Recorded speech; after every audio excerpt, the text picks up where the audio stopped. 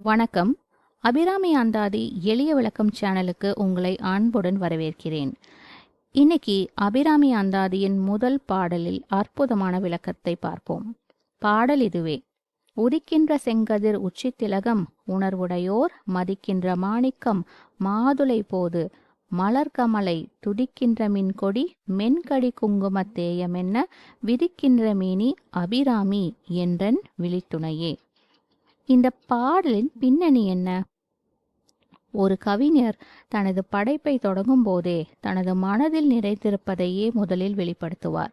அதே போலத்தான் அபிராமி பட்டர் தனது முதல் பாடலிலேயே அபிராமி அன்னையின் பேரழகையும் பேரருளையும் தன்னை என்றும் காக்கும் தெய்வமாக அவளை வணங்குகிறார்.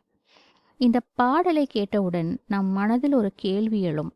ஏன் அபிராமி பட்டர் சூரியன், மாணிக்கம், தாமரை, மின்னல் போன்ற உவமைகளை பயன்படுத்துகிறார்? அதற்கான பதிலை இப்பொழுது பார்ப்போம். முதல்ல பாடலோட சொல் வாரியான விளக்கத்தை பார்ப்போம்.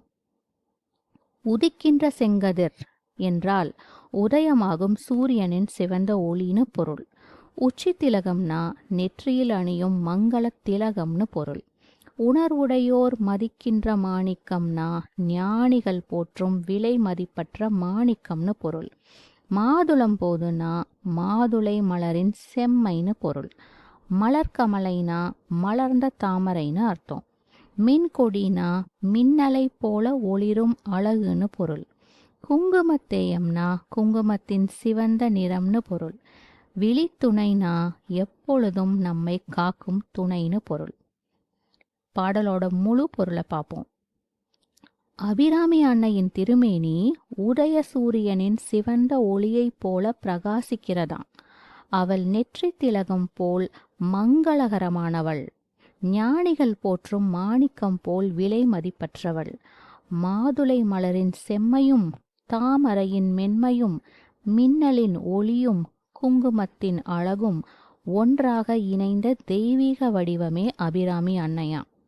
அதனால்தான் பட்டர் அபிராமி என்றன் விழித்துணையே, வாழ்நாள் முழுவதும் தன்னை காக்கும் தெய்வமாக அவளை போற்றுகிறார். பாடல் எவ்வளோ அழகா இருக்கு பாத்தீங்களா? இந்த பாடலோட இலக்கிய அழகுதான் என்ன? இந்த பாடல்ல பட்டர் தொடர்ச்சியா பல அழகான உவமைகளை பயன்படுத்துகிறார். உதிக்கும் சூரியன், மாணிக்கம், மாதுளை மலர், தாமரை, மின்னல், குங்குமம் இவ அனைத்துமே அபிராமி அன்னையின் தெய்வீக அழகையும் ஒளியையும் நம் மனக்கணக்கில் நிறுத்தும்.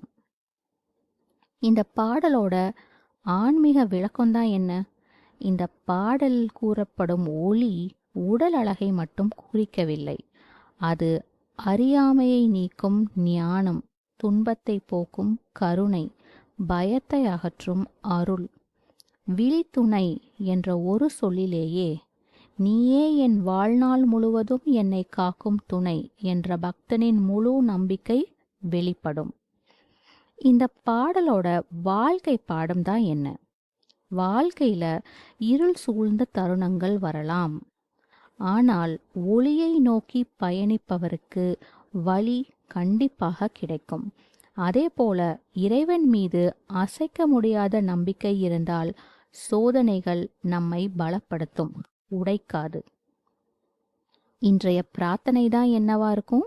அபிராமி அன்னையே, எங்கள் மனதில் இருக்கும் அறியாமை என்ற இருளை நீக்கி ஞான ஒளியை அருள்வாயாக. இந்த பாடலை படிச்சிங்கன்னா இதுவே உங்க பிரார்த்தனையா இருக்கும். இன்றைய சிந்தனைக்கான ஒரு கேள்வி: இந்த பாடல்ல அபிராமி பட்டர் ஏன் ஒளியுடன் தொடர்புடைய உவமைகளை அதிகமாக பயன்படுத்துகிறார்? உங்களுக்கு தெரிஞ்சா உங்க கருத்தை கமெண்ட் செக்ஷன்ல பதிவிடுங்க. இந்த விளக்கம் உங்களுக்கு பயனுள்ளதாக இருந்தா லைக், ஷேர், சப்ஸ்கிரைப் செய்யுங்க. நன்றி, வணக்கம்.